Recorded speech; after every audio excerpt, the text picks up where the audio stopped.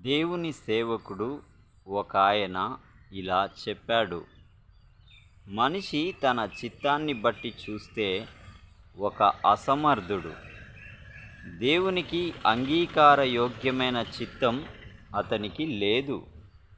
నేను స్వతంత్ర చిత్తాన్ని నమ్ముతాను. అయితే తన స్వభావానికి అనుగుణంగా ప్రవర్తించడంలో మాత్రమే ఆ చిత్తానికి స్వేచ్ఛ ఉంది. పావురానికి జంతువుల మృత కళేబరాన్ని తినాలనే చిత్తం ఉండదు.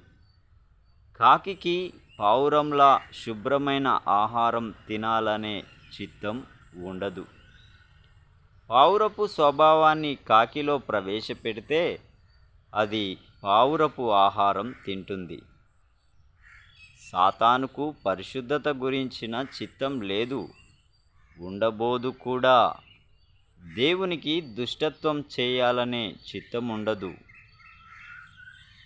ఎంతో భయభక్తులతో ఈ మాట చెబుతున్నాడు.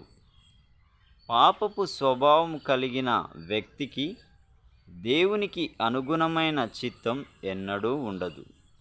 దీనికోసం అతడు తిరిగి జన్మించాలి మరి.